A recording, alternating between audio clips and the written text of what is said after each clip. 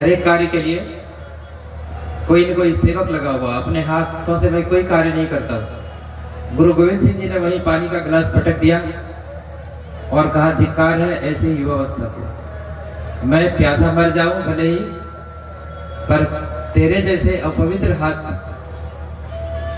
से छुआ हुआ पानी मैं नहीं पी सकता। जो हाथ परिश्रम के लिए नहीं उठ सकता है, जो हाथ सेवा के लिए नहीं उठ सकता है, जो हाथ सहायता के लिए नहीं उठ सकता है, उस हाथ का छुआ हुआ हर चीज अपवित्र हो जाता है। हम नहीं कह रहे, गुरु गोविंद सिंह जी ने उस लड़के को कहा।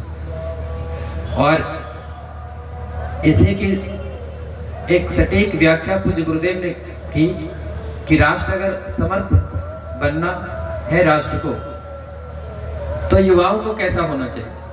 तो पूज्य गुरुदेव ने 4 सूत्र दिए। एक सूत्र है स्वावलंबी युवा संपन्न राष्ट्र। अगर हमारी युवा पीढ़ी स्वावलंबी हो जाए, अपने पैरों पर खड़ा हो जाए, सेल्फ डिपेंडेंट हो जाए, तो हमारा राष्ट्र समृद्ध हो जाएगा। और हमारे इस यज्ञ का थीम भी है राष्ट्रीय शौर्य समृद्धि 108 कुंडी गायत्री मायक। तो राष्ट्र को अगर समृद्ध होना है, प्रॉस्पेरस होना है, राष्ट्र को अगर डेवलप करना है, तो युवा पीढ़ी को डेवलप होना होगा, युवा पीढ़ी को सेल्फ डिपेंडेंट होना होगा। ये पहला सूत्र उन्होंने दिया। दूसरा सूत्र पूज्य गुरुदेव ने दिया, स्वस्थ युवा समर्थ राष्ट्र। अगर युवा पीढ़ी अस्वस्थ हो गई तो राष्ट्र कभी मजबूत नहीं हो सकता, स्वस्थ नहीं हो सकता। पिछले दिनों हम लोगों ने सुना होगा गलवान के बलवान। जब गलवान घाटी में चाइना के साथ हमारा क्लैश हुआ, तो जहां से भारतीय जवान उसको पकड़ते थे वहीं से टूट जाती थी उनकी हड्डी। आप कल्पना कीजिए, हमारे जवानों में इतनी ताकत थी कि चाइनीज जो भी डिफेंस पर्सनल थे, जहां से पकड़ता था, हमारे यहाँ के बच्चे वहीं से कमर पकड़ में आ जाए तो कमर टूट जाती थी। तो कोई भी राष्ट्र समर्थ तब होगा जब युवा पीढ़ी स्वस्थ होगी। तो आज की युवा पीढ़ी खास करके इस डिजिटल वर्ल्ड में, और उसमें भी एआई आ गया है, तो थोड़ी सावधानी की जरूरत है। समय संकेत केवल हम कर रहे हैं। स्वस्थ युवा समर्थ राष्ट्र, शालीन युवा श्रेष्ठ राष्ट्र। और अगर युवा शालीन है, डिसिप्लिन्ड है, अनुशासित है, वेल मैनर्ड है, वेल बिहेव्ड है, तो हमारा राष्ट्र सुखी होगा, हमारा राष्ट्र श्रेष्ठ बनेगा। क्या होगा? श्रेष्ठ बनेगा। श्रेष्ठता की पहचान शालीनता में छिपी होती है। और अंतिम सूत्र, चौथा सूत्र पूज्य गुरुदेव ने दिया, सेवा भावी युवा सुखी राष्ट्र। अगर युवा पीढ़ी सेवा भावी हुई तो हमारा राष्ट्र सुखी होगा। आज हमको बड़ा अच्छा लगा, हमारे बच्चों ने प्रियांशु जी के अंडर कई सारे ट्रेनिंग लेने वाले हमारे बच्चे हैं, बच्चियां हैं, और हाथों हाथ जब सारा चेयर सुबह में उन लोगों ने यहाँ से वहाँ कर दिया, ज्ञान मंच से देव मंच के सम्मुख, और आज सेकेंड आवर में जब वहाँ से यहाँ कर दिया, तो हमको लगा कि शायद पूज्य गुरुदेव यही कहना चाहते हैं युवा पीढ़ी से, सेवा भावी युवा सुखी राष्ट्र। अगर युवा पीढ़ी सेवा भावी हो जाए तो हमारे बुजुर्गों के लिए भी सुखमय अवस्था लौट सकती है, जो अभी धीरे धीरे ये वृद्धाश्रम की ओर, वृद्धाश्रम वाला जो कल्चर डेवलप हो रहा है। तो शालीन युवा श्रेष्ठ राष्ट्र, सेवा भावी युवा सुखी राष्ट्र, स्वस्थ युवा समर्थ राष्ट्र, और स्वावलंबी युवा समृद्ध राष्ट्र। ये युवाओं के लिए पूज्य गुरुदेव का मैसेज है। एक दो बात और, एक सरदार जी थे, वो सरदार जी घर से निकले। कोई अगर सरदार जी हो तो हमारा इंटेंशन आपको हर्ट करने का नहीं है, आप हमें क्षमा करें। सरदार जी घर से निकले कहीं जाने के लिए अपने वर्क प्लेस पे। रास्ते में किसी समझदार बच्चे ने केला खा के छिलका रास्ते पर फेंक दिया था। मुझे गुरुदेव ने एक पुस्तक लिखा है, समझदारों की ना समझे। यहाँ पर बुक स्टॉल लगा हुआ है, आप वहाँ पर एक से बढ़कर एक गुरुदेव ने जो साहित्य लिखा है उसको देख सकते हैं, दर्शन कर सकते हैं, अपने लिए उपलब्ध करा सकते हैं। और संजोग से गो सेवा केंद्र में भी कई सारे ऐसे पत्रक हैं जिसमें ये बताया जाता है कि गाय हमारी माता गाय कोई पशु नहीं है। ये जो कल्चर आया है कि गाय पशु है, ये वेस्टर्न कल्चर है। वेस्टर्न कल्चर में तो हम लोग भी पशु हैं। उन्होंने वेस्ट ने क्या कहा, man is a social animal, यानी इंसान क्या है, एक सामाजिक पशु है। Man is a social animal, तो उन्होंने तो हमको भी पशु कहा। तो अगर गोमाता को उन्होंने पशु कहा तो कोई आश्चर्य की बात नहीं। उससे उन लोगों से इससे ज्यादा की अपेक्षा भी नहीं की जा सकती। गोमाता के प्रति जो श्रद्धा, जो सम्मान होना चाहिए, हमारी संस्कृति ने जो सदैव उनके आगे नतमस्तक रही है, ये हम सब के लिए बड़े बड़े गौरव की बात है। उसी दिनों को फिर से लौटने की आवश्यकता है अगर हम लोग ऑल राउंड डेवलपमेंट चाहते हैं, इकोलॉजिकल बैलेंस चाहते हैं। तो सरदार जी के पैर जैसे केले के छिलके पे पड़े, सरदार जी लुढ़क गए, सरदार जी गिर गए। सरदार जी उठे, हाथ पैर झाड़े, इधर उधर देखे कि कोई देख तो नहीं रहा, जैसा सब लोग करते हैं। हम लोग भी गिरते हैं तो यही देखते हैं कि कोई देखा तो नहीं। गिरते हुए यानी हम ये चाहते हैं कि कोई देखे ना, और इसीलिए हम लोगों में से कई सारे ऐसे व्यक्ति हैं जो वैचारिक स्तर पर काफी ज्यादा नीचे उतर जाते हैं और उनको लगता है कि कोई तो देखेगा नहीं। लेकिन पूज्य गुरुदेव ने कहा कि हमारे विचार जब अपवित्र होते हैं, मलिन होते हैं, कलुषित होते हैं, वो चेहरा पे झांक जाता है, वो आपकी आंखों से झांक जाता है कि आपके अंदर विचार कैसा है, पॉजिटिव है कि नेगेटिव है। तो सरदार जी जब गिर गए, फिर चले गए अपने वर्क प्लेस पे। दूसरे दिन उसी टाइम में सेम रास्ते सरदार जी जा रहे थे और उन्होंने देखा कि 5 फीट के फासले पर केला का छिलका फिर किसी नटखट बच्चे ने खाकर केला का छिलका फेंक दिया। तो सरदार जी वहां रुके, थोड़ा देर सोचे और उन्होंने कहा कि लगता है आज फिर फिसलना पड़ेगा। और वो आगे जाता है, केले के छिलके पे पैर पड़ता है और वो फिसल जाता है। आप लोग बात समझ रहे हैं? यानी कल जब वो फिसला था, फिसल के संभल तो गया, बाहर से तो संभल गया, लेकिन अंदर वो जागृति नहीं आई कि आगे से अगर सामने केला का छिलका हो तो उससे बच के चलना चाहिए। फिसलन वाली जमीन पर चलना कठिन है, क्योंकि चलने के लिए फ्रिक्शन चाहिए। Friction supports walking. हमारे बच्चे लोग पढ़ते हैं, फिजिक्स में पढ़ते हैं, friction is necessary for walking. तो अगर हमने एक बार अगर हमारे जीवन में फिसलन आ गई, अगर हम एक तरह से डाउनग्रेड हो गए, तो कोई जरूरी नहीं कि बार बार हम उस चीज को रिपीट करते रहें, दोहराते रहें। हमको थोड़ी सी अवेयरनेस की जरूरत है, थोड़े से जागने की जरूरत है, थोड़ी सजगता की जरूरत है। जागना बहुत जरूरी। स्वामी विवेकानंद जी ने युवाओं के लिए कहा, उठो, जागो और रुको मत जब तक कि लक्ष्य को न प्राप्त कर लो। Arise awake and stop not till the goal is reached. Arise awake and stop not till the goal is reached. उठो, जागो और तब तक बढ़ते रहो जब तक गोल तुम्हारे हस्तगत न हो जाती। तो यहाँ उठो जागो का मतलब, जागना का मतलब केवल इस सामान्य नींद से जागना नहीं है। जागने की प्रक्रिया काफी गहरी है। स्वामी विवेकानंद जी का इशारा काफी गंभीर है, काफी सीरियस है। क्योंकि जब उन्होंने कहा कि उठो, तो सीधी सी बात है कि व्यक्ति जाग गया, या जागा हुआ होगा तब तो उठेगा, या नहीं भी जागा हुआ तो उठो मतलब जाग गया। तो फिर जागो। ये जागना कोई सामान्य जागना नहीं है। ये जागना है अपने भीतर की डिविनिटी को पहचानना, अपने भीतर की प्योरिटी को फिर से रिगेन करना। हमारा जो नेचुरल स्वभाव है, मूलभूत हमारा मौलिक संस्कार जो पवित्रता है, उसको फिर से हासिल करना, उसको फिर से रिगेन करना।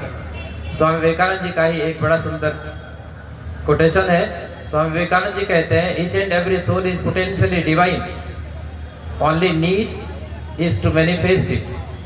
हर आत्मा मूल रूप से, मौलिक रूप से, फंडामेंटली डिवाइन है, केवल उसका मैनिफेस्टेशन नहीं हो पा रहा। हर एक के अंदर एक आग है, केवल उस पर राख की परत पड़ी हुई। हम सबके लिए बड़े, ये भाई सब आए क्या? टोली आई?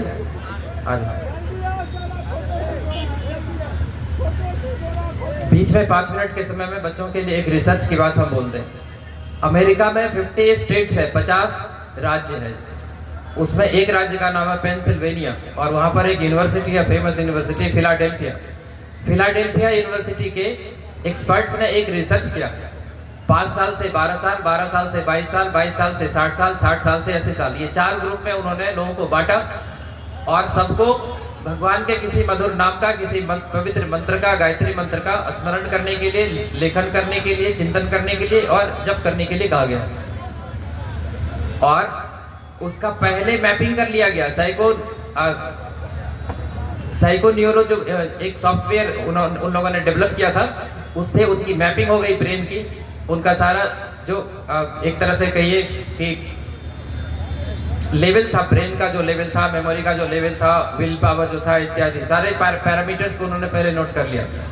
और सबों को मंत्र जपाने के बाद कुछ दिनों के बाद जब फिर से उनकी मैपिंग की गई तो ये कंक्लूजन निकला, ये आप लोग YouTube पे भी देख सकते हैं। उन्होंने पाया कि 5 साल से 12 साल के बच्चे, अगर गायत्री मंत्र का ही हम उदाहरण लें, ये बेस्ट एग्जाम्पल है, अगर 5 साल से 12 साल के बच्चे प्रतिदिन कम से कम 1 पेज भी गायत्री मंत्र लिखते हैं तो उनकी मेमोरी पावर 15% से 25%, यानी फ्रॉम 15 to 25% उसका मेमोरी में इन्हेंसमेंट होता है। और अगर 12 साल से 22 साल के बच्चे पढ़े तो उनका विल पावर बढ़ जाता है लगभग 15 से 20%। और अगर 22 से 60 साल के लोग पढ़े तो उनकी बफर कैपेसिटी, यानी जो जीवन का उतार चढ़ाव है, यानी एक तरह से कहिए कि उनका कॉन्फिडेंस लेवल बढ़ जाता है और उनकी उतार चढ़ाव को झेलने की सामर्थ्य बढ़ जाती है। और 60 साल से ऊपर के जो सीनियर सिटीजन थे उन पर उन्होंने ये कंक्लूजन निकाला कि उनकी इम्यूनिटी बढ़ जाती है, जीवनी शक्ति बढ़ जाती है, रोग से लड़ने की सामर्थ्य बढ़ जाती है। यानी जिस एज में ऑलमोस्ट बीमारी का ज़्यादा अटैक होता है उस एज में अगर जुड़ जाए किसी भगवान के किसी सुमधुर नाम से, गायत्री मंत्र से, तो इम्यूनिटी काफ़ी ज़्यादा हाईली डेवलप हो जाती है। एक बात और हम कहना चाहेंगे, एक बड़ा सुंदर बुक है, उस बुक का नाम है एटॉमिक हैबिट्स। जेम्स क्लियर ने उसको लिखा, लेकिन कोई भी लिखे, अगर कोई चिंतक है, विचारक है, उनके अच्छे विचार अगर हैं तो उनको एक्सेप्ट करना चाहिए, इसमें कोई गलत बात नहीं है। तो उसने लिखा है कि कोई भी बॉडी, मतलब एवरेज स्टूडेंट, आप अपने आप को भी एग्जाम्पल के रूप में मान सकते हैं कि if you improve even 1% every day, then at the end of the year, means after 365 days you are improved by 37.78%, means almost 38%। यानी केवल 1% अगर आप अपने आप को डेली इंप्रूव करते हैं तो आप 38% ग्रो कर जाते हैं by the end of the year, 1 साल के बाद। लेकिन एट द सेम टाइम अगर 1% आप डाउन जाते हैं प्रतिदिन, आप 1% अगर आपकी जो ईटिंग हैबिट है, स्लीपिंग हैबिट है, रीडिंग हैबिट है, बाकी थिंकिंग हैबिट जो भी है आपका, अगर 1% भी आप डाउन जाते हैं तो आफ्टर 1 ईयर आप कैलकुलेट करेंगे मैथमेटिकली, एक्सपोनेंशियल फंक्शन होता है, तो आप देखेंगे कि वो लगभग 0.002% के आसपास बचता है। यानी you are finish, you are left with nothing, कुछ नहीं बचता। आप मैथमेटिक्स में कैलकुलेट करके देख लीजिए कि एक दिन में अगर 1% हमने ग्रो किया तो 365 डेज में कितना ग्रो करेंगे, तो आएगा 1.01 टू द पावर 365। आप मोबाइल से कैलकुलेट करके देख लीजिए, आता 37.78%। और अगर 1% 1 में कम कीजिएगा तो कितना आएगा, 1 - 1% ऑफ 1 बराबर 1 - 0.01 बराबर 0.99 रेज़ टू द पावर 365, आपको आएगा ऑलमोस्ट 0.02% अप्रोक्सीमेटली। आप कैलकुलेट कर लीजिए। तो 1% अगर हम कम होते हैं तो हमको लगता है बस इतनी छोटी सी बात है। अगर आप में एक छोटी सी बुराई आ जाती है, आप मान लीजिए कोई गुटखा खाने लगता है, कोई सिगरेट पीने लगता है, एक दिन पीने से क्या होगा? एक दिन पीने से भले ही कुछ नहीं हो, लेकिन वो जब आदत में आपके आ जाएगी तो फिर वो काफ़ी ज़्यादा अलार्मिंग सिचुएशन क्रिएट कर सकता है, काफ़ी ज़्यादा वो फैटल सिद्ध हो सकता है। यानी छोटी छोटी बातों को वो काहे डाल रहे हैं? जो था वही रहने दीजिए, जो था वही रहने दीजिए। वो साइट डिस्टर्ब होगा ना, आई साइट, ये जो जहां था उसको वही रहने दीजिए ना, वहां उसको कीजिए। फिर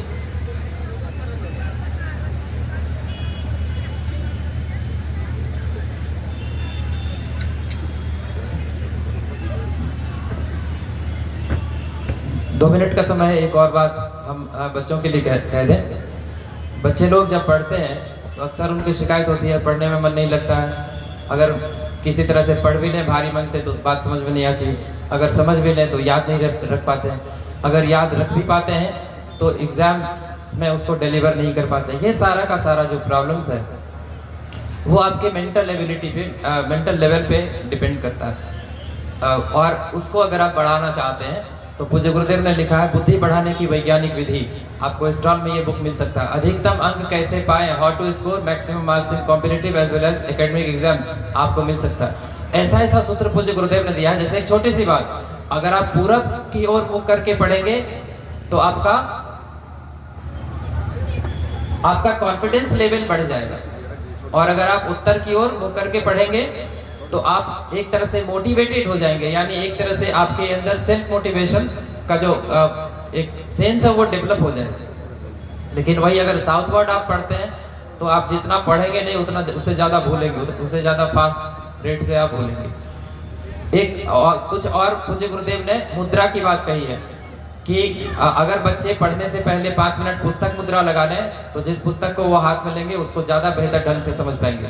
अगर बच्चे गणेश मुद्रा का इस्तेमाल करते हैं, गणेश मुद्रा इस तरह से किया जाता है, अगर बड़े करेंगे तो सर्वाइकल का प्रॉब्लम नहीं होगा, अगर छोटे बच्चे करेंगे तो उनकी मेमोरी पावर काफ़ी ज़्यादा बढ़ जाती है। उनका जो ऑर्बिटोफ्रंटल कॉर्टेक्स है जिसका 3 फंक्शन है, एक तो मेमोरी है, एक प्लानिंग करना है और तीसरा प्लानिंग को एग्जीक्यूट करना है, वो डेवलप हो जाता है। ठीक है, तो आप गणेश मुद्रा करेंगे। गणेश योग होता है, बाएं हाथ से दाएं कान को इस तरह से पकड़िए, ऊपर से दाहिने हाथ से बाएं कान को पकड़िए और 40 साल तक के जो बच्चे हैं वो पूरब की ओर मुंह करके, उससे जो आगे के हैं जो भी लोग हैं वो उत्तर की ओर मुंह करके अगर 7 to 21 टाइम्स उठक बैठक करते हैं जो पहले प्राचीन काल में गुरुकुल में कराया जाता था, तो आपकी मेमोरी पावर काफ़ी ज़्यादा बढ़ जाती है। इसी तरह से कई सारे ऐसे छोटे छोटे टिप्स हैं, आप उन बुक्स में पढ़ सकते हैं। पढ़ने अक्सर हम लोग ये सोचते हैं कि अगर लेट नाइट पढ़ेंगे तो काफ़ी अच्छी बात होगी, लेकिन एक कॉमन नॉलेज की बात है कि किसी भी सिस्टम को चलने के लिए कोई ना कोई एक तरह से सपोर्टिव ईंधन की ज़रूरत है, ऑयल की ज़रूरत है। जैसे आप किसी गाड़ी को चलाते हैं तो पेट्रोल की ज़रूरत पड़ती है, डीजल की ज़रूरत पड़ती है, सीएनजी कुछ भी उसकी ज़रूरत पड़ती है।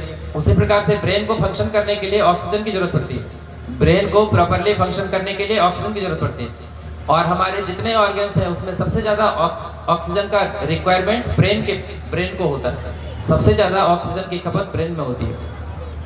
और हम लोग सब जानते हैं कि एटमॉस्फेयर में ब्रह्म मुहूर्त में ऑक्सीजन का लेवल मैक्सिमम होता है, अप्रॉक्सीमेटली 21%, और जैसे जैसे दिन ढलता जाता है वो घट के लगभग 17% यानी 17% पे आ जाता है। तो बच्चे अगर जैसे प्राचीन काल में बच्चे अर्ली मॉर्निंग जग के पढ़ते थे तो उनकी मेमोरी काफ़ी ज़्यादा होती थी, वो स्ट्रेस में नहीं होते थे, डिप्रेस नहीं होते थे, काफ़ी सेल्फ कॉन्फिडेंस उनका होता था, हाई फीलिंग होती थी, ऐसा होता था। और अभी होता क्या है कि जब लेट नाइट पढ़ते हैं तो उनको छोटा मोटा कोई कॉम्पिटेटिव एग्जाम्स तो हो जाता है, तो उनको लगता है कि ये बड़ी अच्छी बात है, इससे फ़ायदा हमको हो रहा है, लेकिन उसका जो साइड इफेक्ट होता है वो बड़ा खतरनाक होता है। मान लीजिए हम ऐसा करके ज़बरदस्ती जोर ज़बरदस्ती लेट नाइट जग के अगर हमने कुछ निकाल भी लिया और अगर कोई हेल्थ इश्यूज आ जाता है तो फिर उससे कैसे आपको जूझना पड़ेगा। तो क्या फ़ायदा, अगर हमारा शरीर ही स्वस्थ नहीं रहेगा तो हमारे पास अगर बहुत कुछ भी है तो कुछ भी नहीं है। अगर हमारे पास स्वास्थ्य नहीं रहेगा तो बाकी चीज़ की तो कोई ज़्यादा इंपॉर्टेंस है नहीं। तो पूज्य गुरुदेव के मुताबिक बच्चों को कुछ ऐसी योगिक क्रियाएं हैं जो करनी चाहिए, कुछ प्राणायाम है वो करना चाहिए, और सबसे ज़्यादा जो इम्फेसिस पूज्य गुरुदेव ने दिया वो दिया गायत्री मंत्र के जप और ध्यान पे। 2 चीज़ें काफ़ी ज़्यादा जरूरी हैं स्टूडेंट्स के लिए, हम बोल रहे हैं। अगर बच्चे गायत्री मंत्र कम से कम 5 मिनट प्रतिदिन जपते हैं 5-6 मिनट के लिए, तो आप देखेंगे कि कुछ ही महीनों के बाद आपका रिजल्ट पे उसका काफ़ी ज़्यादा कंसिडरेबल इम्पैक्ट पड़ता है, काफ़ी ज़्यादा गहरा प्रभाव पड़ता है। और मेडिटेशन का मतलब है अपने थॉट्स को कंट्रोल करना, अपने जो स्पेन ऑफ अटेंशन है, पहले स्पेन ऑफ अटेंशन 5 मिनट था, अभी घट के पहले 30 मिनट था, घट के 5 मिनट हुआ, अभी कुछ सेकंड्स हो गया। जब से ये मोबाइल टेलीफोन ही आया है, ये जो सोशल मीडिया का ज़माना आ गया है, माइंड हमारा उतना ज़्यादा स्टेबल है नहीं, स्थिर है नहीं। तो अगर आप अपने फोकस को बढ़ाना चाहते हैं तो मेडिटेशन काफ़ी ज़्यादा इम्पॉर्टेंट चीज़ है, क्योंकि आप अगर मेडिटेट करेंगे मतलब मेडिटेशन का अभ्यास करेंगे 15 मिनट डेली, तो आपको तो ये लगेगा कि हमारा टाइम वेस्ट हो रहा है, हमारा टाइम बर्बाद हो रहा है, लेकिन ऐसी बात नहीं है। आपकी वर्क एफिशिएंसी इतनी बढ़ जाएगी, आपकी वर्किंग एबिलिटी इतनी बढ़ जाएगी कि अगर 15 मिनट मान लीजिए इसमें टाइम इन्वेस्ट करने से जो चीज़ आप पहले 5 घंटा में कर सकते थे वो चीज़ अगर आपने 2 घंटे में कर लिया तो 3 घंटे का तो डायरेक्ट बचत है। तो 3 घंटे की बचत हुई और 15 मिनट उसमें आपने ये किया, इन्वेस्ट किया, तो फिर भी आपको कितना हो गया, लगभग 2.25 घंटे की बचत हो गई, 2 घंटा 45 मिनट का बचत हो गया। तो इससे आपका ब्रेन शार्प होता है, आपकी मेमोरी बढ़ती है, विल पावर बढ़ता है, आपकी रिटेंटिविटी बढ़ती है, आपका अटेंशन टाइम बढ़ता है, एवरेज स्पेन ऑफ अटेंशन वो बढ़ता है, आपका सारा चीज़ थॉट प्रोसेसिंग बहुत ज़्यादा बेहतरीन हो जाता है। यानी छोटी छोटी समस्याओं से आज की युवा पीढ़ी इतनी घबरा जाती है, इतनी परेशान हो जाती है कि कोई टीचर डांट भी देता है तो वो सुसाइड कर लेता है। दिल्ली की एक घटना बीच में काफी ट्रॉल कर रही थी, आप लोगों ने देखा होगा। युवा बच्चों में से कई सारे बच्चे हमारे देखे होंगे कि एक 8th 9th स्टैंडर्ड का बच्चा भी, जबकि पुराने दिनों में टीचर्स लोग पूरे पीठ फोड़ देते थे, लाल कर देते थे, फिर भी पेरेंट्स कुछ नहीं कहते थे। पेरेंट्स खुश होते थे कि हमारे बच्चे का कैरियर बिल्डिंग हो रहा, हमारे बच्चे का कैरेक्टर बिल्डिंग हो रहा। और अभी अगर थोड़ा सा गुस्सा भी आप दीजिएगा तो कोई ना कोई वीडियो बना के आपका वायरल कर देगा। हालांकि ये बात अलग है कि आज के टीचर्स भी थोड़ा सा हाइपर एक्टिव हो रहे हैं धीरे धीरे। अगर वो पीटना स्टार्ट करते हैं तो इस लेवल तक चले जाते हैं कि बच्चे बीमार पड़ जाएं। ये भी नहीं होना चाहिए। पूज्य गुरुदेव ने लिखा है, शिक्षक है युग के निर्माता, छात्र राष्ट्र के भाग्य विधाता। छात्रों को, स्टूडेंट्स को पूज्य गुरुदेव ने भाग्य विधाता कहा और टीचर्स को युग निर्माता कहा। यानी निर्माण की शक्ति गुरु के हाथों में होती है, टीचर्स के हाथों में होती है। उसके गोद में सृजन और ध्वंस दोनों की कैपेसिटी है। यानी कोई गुरु चाहे तो किसी को आतंकवादी बना सकता है और कोई गुरु चाहे तो किसी को विवेकानंद बना सकता है। नरेंद्र को अगर कोई विवेकानंद बना सकता है तो वो गुरु की ताकत होती है, किसी स्पिरिचुअल मास्टर की ताकत होती है। और ऐसे हमारे जो लौकिक फिजिकल वर्ल्ड के भी जो टीचर्स हैं, गुरु हैं, उनका भी कम हमारे जीवन में इम्पोर्टेंस नहीं है, कम रोल उनका भी नहीं है, काफ़ी ज़्यादा रोल है। तो हम लोगों को गुरु का सम्मान करना चाहिए और टीचर्स को भी चाहिए कि वो अपने स्टैंडर्ड को थोड़ा सा जो नीचे एक तरह से अभी जो एक तरह से कहिए कि जो फॉल हो रहा है अनप्रेसिडेंटेड, वो नहीं होना चाहिए। शिक्षक को अपनी गरिमा का ध्यान रखना चाहिए और बच्चों को उनके सम्मान का ख्याल करना चाहिए। ये परंपरा अगर फिर से विकसित हो जाए, जो गुरुकुल परंपरा प्राचीन काल में हुआ करती थी, तो फिर से हमारी जो धरती है, हमारी दुनिया है, वो स्वर्ग हो सकती है। डॉक्टर एपीजे अब्दुल कलाम जब अपने लास्ट स्पीच के लिए जा रहे थे, जहाँ पे उनका हार्ट फेल्यूर होता है, शायद मेघालय का कोई शिलोंग यूनिवर्सिटी था परहैप्स, तो उसमें रास्ते में वो अपने असिस्टेंट से यही बात कर रहे थे कि मैं दिन भर सोचता रहता हूँ कि how can we make this planet more livable. मैं इस प्लेनेट को यानी पृथ्वी को ज़्यादा से ज़्यादा रहने लायक कैसे बना सकता हूँ। इस पर वो जीवन भर काम करते रहे। और बच्चों के लिए तो उन्होंने बड़ी अच्छी बात कही, if you want to shine like a sun then first you have to burn like a sun. अगर आप सूरज की तरह से चमकना चाहते हैं तो पहले सूरज की तरह से जलना सीखना होगा।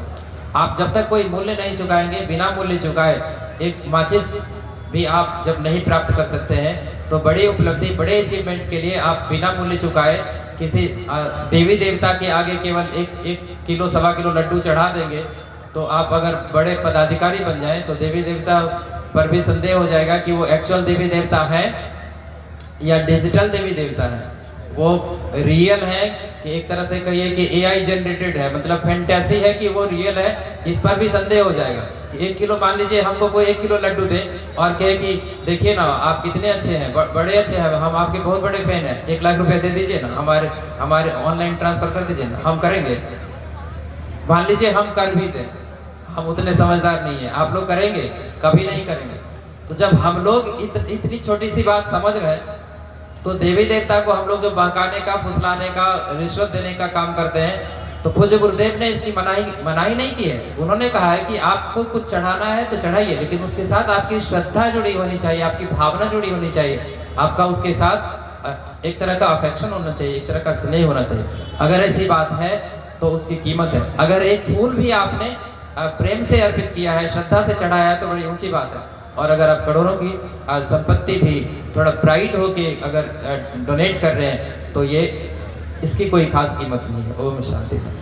अब हम लोग तैयार हो जाएं, हमारे श्रद्धेय भाई साहब यहाँ पर पधार चुके हैं। अब श्रीमद् पावन प्रज्ञा पुराण की पावन कथा गंगा में हम लोग स्नान करेंगे, ज्ञान गंगा में स्नान करेंगे। कल भी हम लोगों ने ऐसा किया था, आज भी हम लोगों के लिए यह पावन क्षण दोबारा पुनः उपस्थित हुआ है। बहुत बहुत धन्यवाद।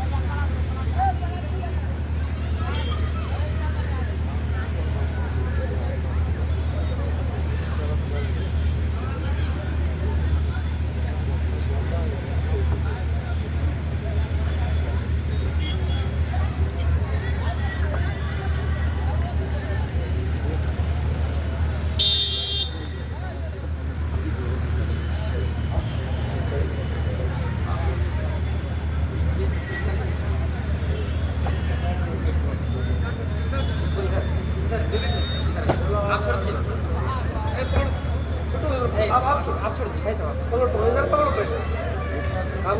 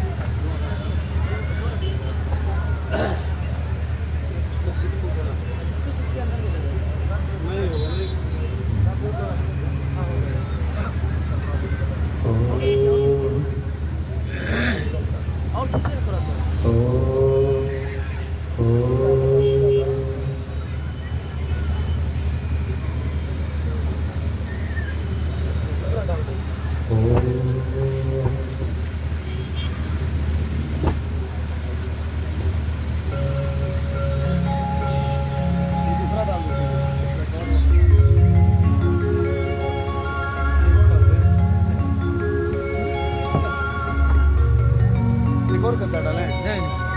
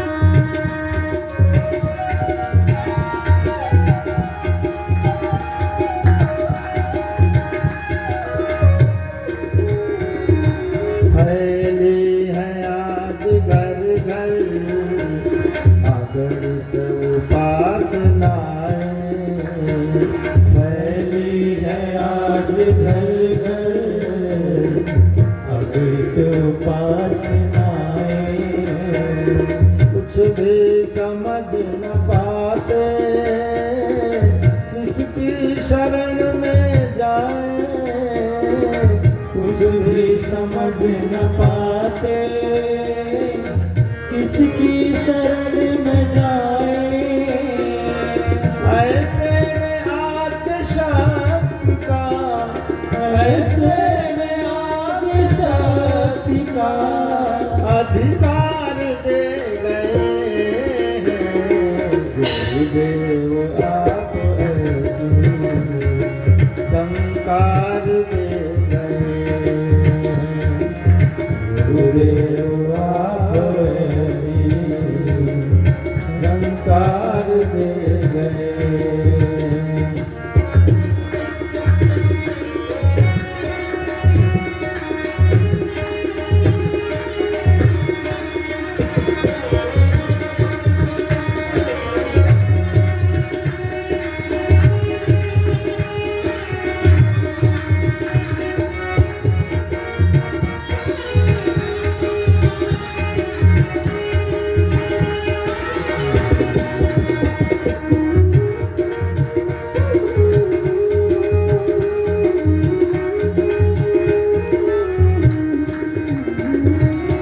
साकार ब्रह्म संकार दे गए, संकार दे गए।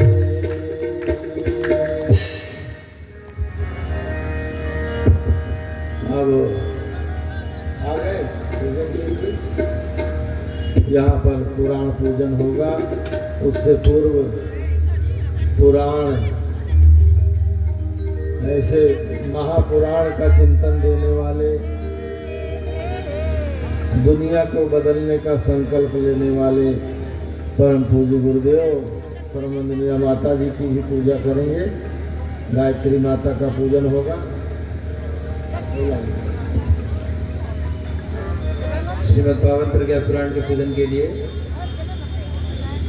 द्रोही जी और रितेश जी कृपया शासन ज्ञान मंच पर प्रधानमंत्री पर रितेश जी द्रोही जी।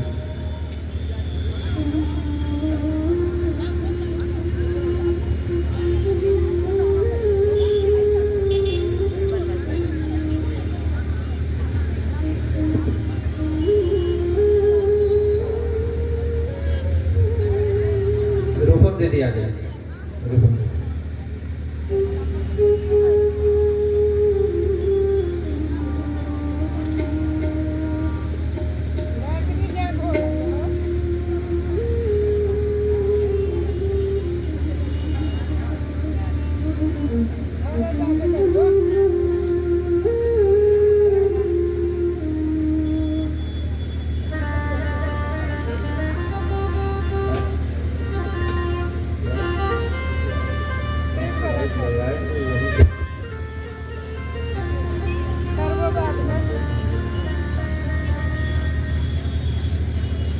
आ गए, चलिए ठीक है। बोले श्रीमद् प्रज्ञा पुराण की। उनका पवित्रीकरण कर दें। चलिए। ओम पवित्रः पवित्रो वा सर्वावस्थांगतोऽपि वा यः स्मरेत् पुण्डरीकाक्षं सभायाभ्यन्तरः सुखिः। ओम पुनात् पुण्डरीकाक्षः पुनात् पुण्डरीकाक्षः पुनातु तिलक करते। ओम चंदनस्य महत्पुण्यं पवित्रं पापनाशनम् आपदां हरते नित्यं लक्ष्मीस्तिष्ठति सर्वदा। अब हाथ में अक्षत पुष्प देकर के परम पूज्य गुरुदेव के चरणों में मंत्र के बाद में चढ़ाएंगे। ओम गुरु ब्रह्मा गुरु विष्णु गुरुरेव महेश्वर गुरुरेव परब्रह्म तस्मै श्री गुरवे नमः। मातृवत् लालयित्री च पितृवत् मार्गदर्शिका नमोस्तु गुरुसत्तायै सदा प्रज्ञायुता च। ओम श्री गुरवे नमः। आवाहयामि स्थापयामि ध्यायामि। वेद माता गायत्री सद्बुद्धिदात्री माता का पूजन करें। ओम आयातु वरदे देवी रक्षये ब्रह्मवादिनी गायत्री छन्दसा माता ब्रह्मयोगे नमोस्तुते। ओम श्री गायत्र्यै नमः आवाहयामि स्थापयामि ध्यायामि ततो नमस्कारं करोमि। ओम मया वरदा वेदमाता प्रचोदयन्तां पावमानि द्विजानाम् आयुः प्राणं प्रजां वसन्तीति द्रविडं प्रपवचसं मह्यं दत्त्वा व्रजत ब्रह्मलोकम्। अब यहाँ आ जाए पुराण के पास में ग्रंथ जहाँ पर है स्थापित है व्यासपीठ।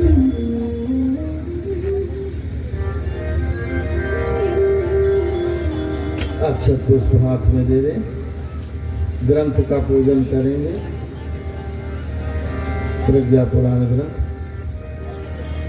ओम प्रज्ञा पुराणं परमं पवित्रं व्यासेन मुनिना रचितं वरिष्ठं ज्ञानेन वृद्धिं प्रतिपन्ति दिव्यम्।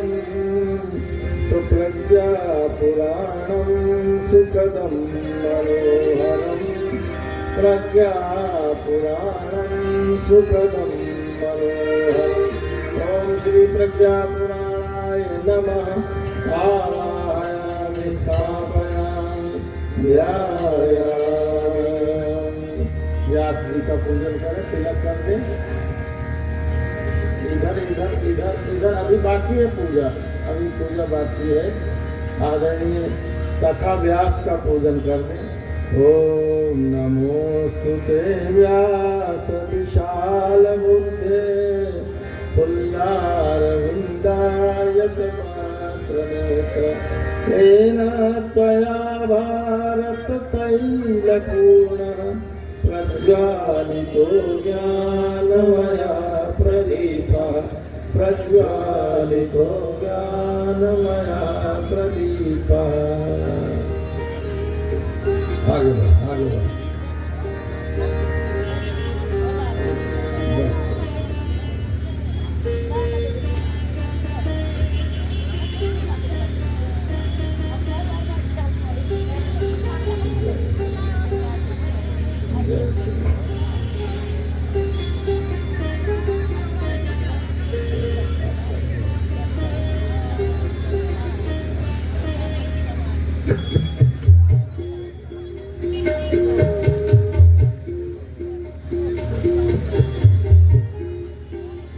कथा के साथ ही कीर्तन का क्रम कहा गया। कीर्तन भी एक प्रकार की भक्ति है। नवधा भक्ति में कीर्तन का भी क्रम बताया गया है। तो आइए हम सब कीर्तन करेंगे। कीर्तन करने से कथा में मन लगने लगता है। कथा और कीर्तन, कथा कीर्तन एक दूसरे से जुड़े हुए हैं। तो आइए गाए जा किसका गुण गाएं? गाने का तो एक ही है, एक ही गुण गाने के लिए उपयुक्त तो वही है। कौन है? जो इस पूरे संसार को चलाने वाले हैं, हमारे हृदय गुफा में विद्यमान भगवान के गुण गाए जा भगवान के गुण गाए जा। बातचीत नहीं करेंगे, ताली बजाते हुए गाएंगे। पहले यहाँ से हम गाएंगे, फिर आपको दोहराना है। हम दोनों मिलकर कीर्तन करेंगे। हम सब मिलकर के कीर्तन करेंगे। तो ज्ञान घटे नर मूढ़ की संगति, ध्यान घटे चित्त विषय भरमाई, तेज घटे पर नारी की संगति, बुद्धि घटे बहु भोजन खाई। तो प्रेम घटे,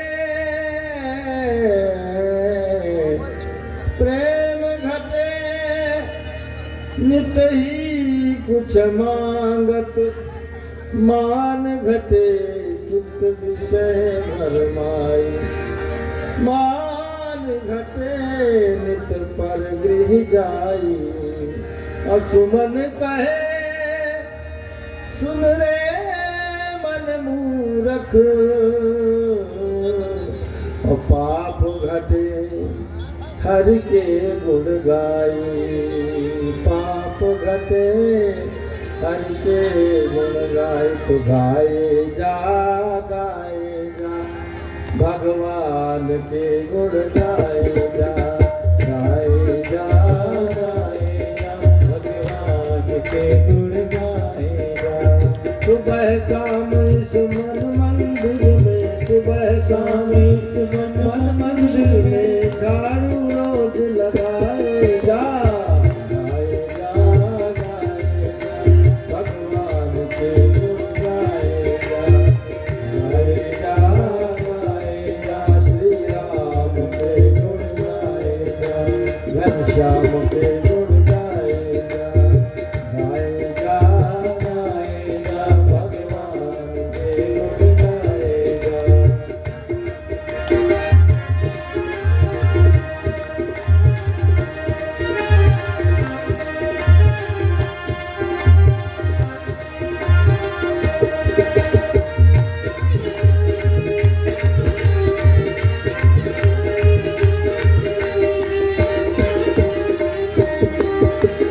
तरह तरह के खेल है इसमें, दुनिया एक तमाशा है। तरह तरह के खेल है इसमें, दुनिया एक तमाशा है। कहीं पे गम है, कहीं खुशी है, आशा कहीं निराशा है। कहीं पे गम है, कहीं खुशी है, आशा कहीं निराशा है। दाता सुख दुख कुछ भी दे तू, दाता सुख दुख कुछ भी दे तू, अपना फर्ज निभाए जा, गाए जा भगवान के गुण गाए जा, गाए जा भगवान के गुण गाए जा।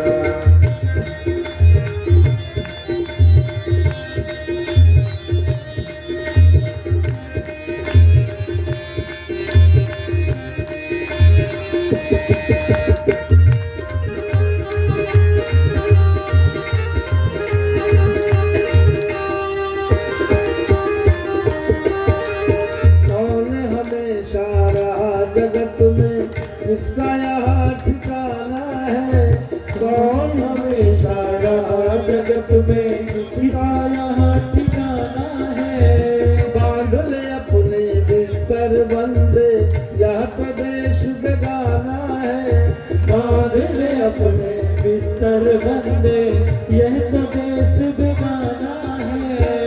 यह जगत मुसाफिर खाना, यह जगत मुसाफिर खाना, पथिक यही समझाए जा, गाए जा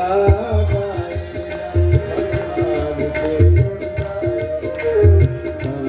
जा, गाए जा भगवान के गुण गाए जा।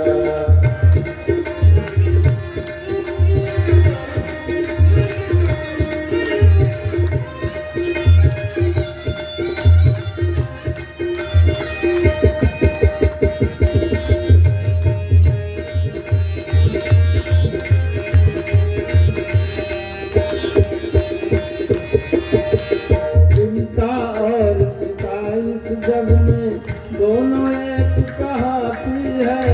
चिंता और चिता इस जग में दोनों एक कहाती है। एक जिंदे को एक मुर्दे को दोनों सहज जलाती है। एक जिंदे को एक मुर्दे को दोनों सहज जलाती है। मालिक पर विश्वास अडिग रख, मालिक पर विश्वास अधिक रख, चिंता दूर भगाए जा। गाए जा गाए जा गाए जा, हाथ ऊपर करके बजाए ताली, निकाल ले हाथ। गाए जा भगवान के गुण गाए जा, गाए जा भगवान के गुण गाए। सुबह शाम इस मन मंदिर में, सुबह शाम इस मन मंदिर में, झाड़ू रोज लगाए जा।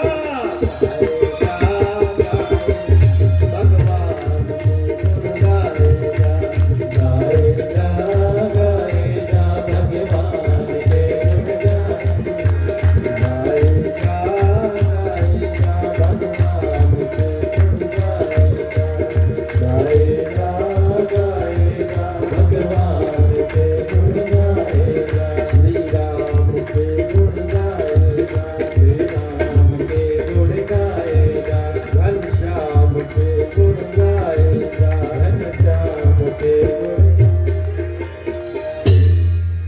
श्री रामचंद्र भगवान की जय योगेश्वर श्री कृष्ण भगवान की जय पवन सुत हनुमान की जय भद्रदा माता की जय काली माता की जय गौ माता की जय गंगा माता की जय भारत माता की जय भारतीय संस्कृति की जय सत्य सनातन धर्म की जय। गाए जा भगवान के गुण गाए जा। सुबह शाम इस मंदिर में तो झाड़ू लगाए जा, बड़े भाव से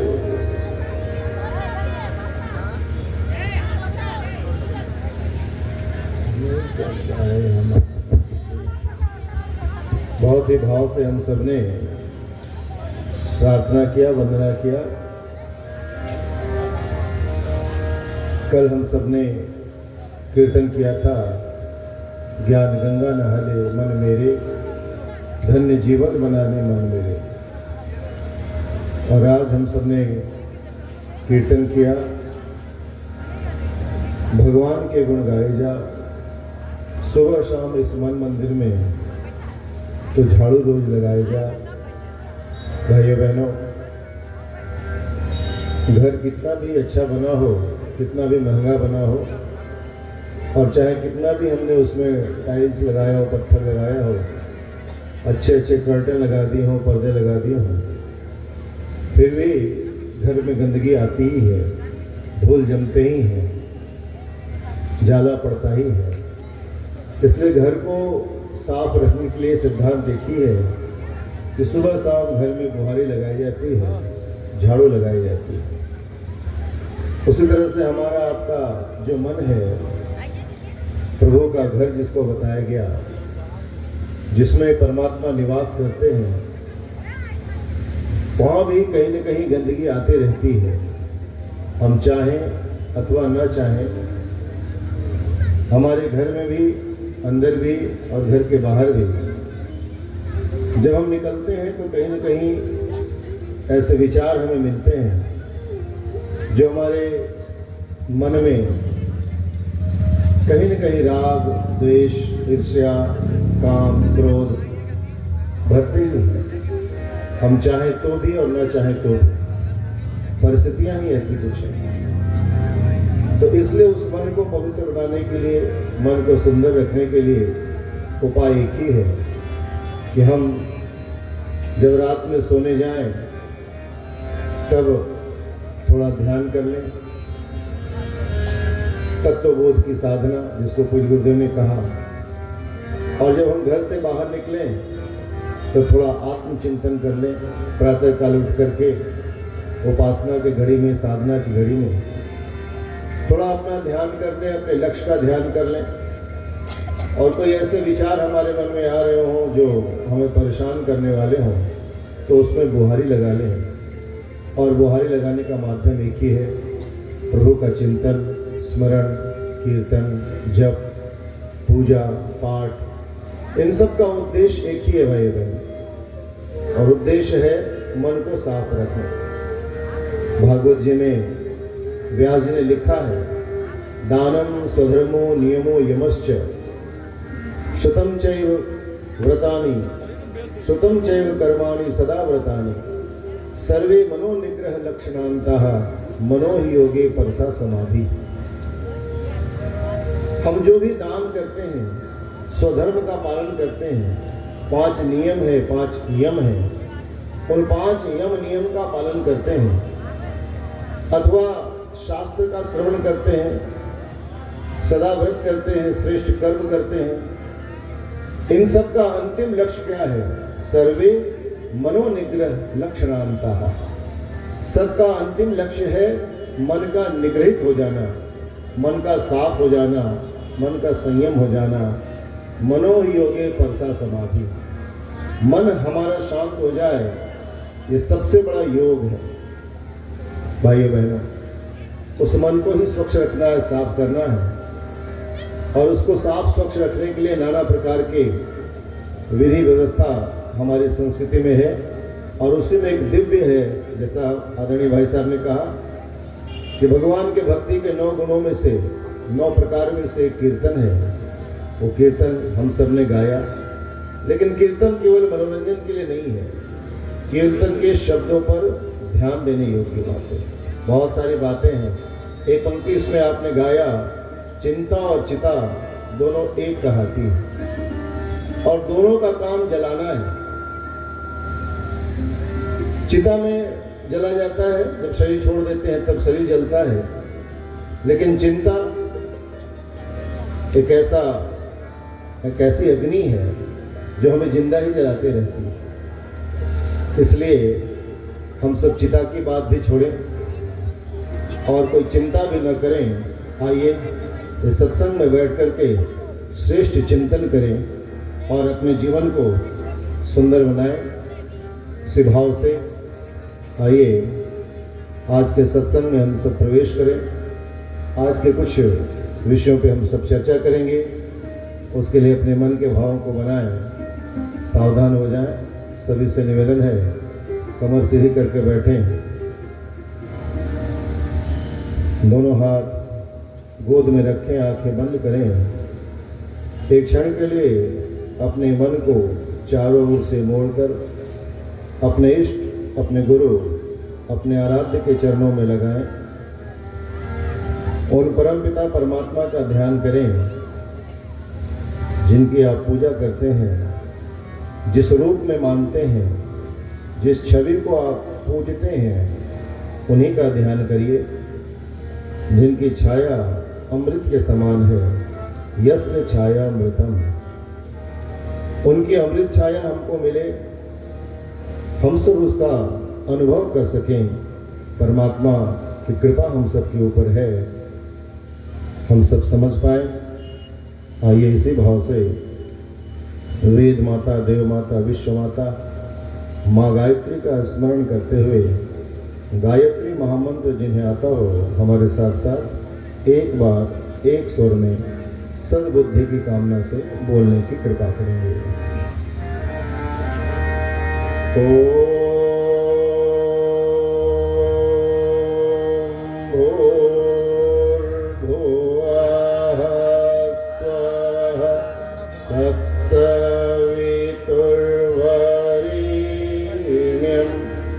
भर्गो देवस्य धीमहि धियो यो नः प्रचोदयात्।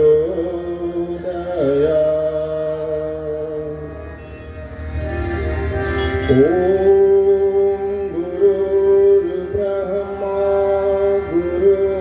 गुरुर्विष्णुः गुरुरेव महेश्वरः गुरुरेव परब्रह्म तस्मै श्री गुरवे नमः।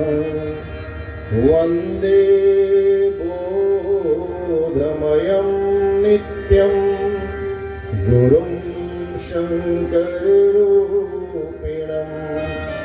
यमाश्रितो हि वक्रो चन्द्रः सर्वत्र वन्द्यते अज्ञानतिमिरान्धस्य ज्ञानाञ्जनशलाकया चक्षुरुन्मीलितं येन तस्मै श्रीगुरवे नमः। मातृवत् लालयित्री च पितृवत् मार्गदर्शिका नमोऽस्तु गुरुसत्तायै श्रद्धा प्रज्ञायुताचया। त्वमादिदेवः पुरुषः पुराण त्वमस्य विश्वस्य परं निधानम् वेत्तासि वेद्यं च परं च धामं त्वया ततं विश्वमनन्तरूपम्। नमस्ते नमस्ते विभो विश्वमूर्ते नमस्ते नमस्ते चिदानन्दमूर्ते नमस्ते नमस्ते तपोयोगगम्यं नमस्ते नमस्ते श्रुतिज्ञानगम्यं नमस्ते नमस्ते श्रुतिज्ञानगम्यं। व्यासाय विष्णुरूपाय व्यासरूपाय विष्णवे नमो वै ब्रह्मनिधये वासिष्ठा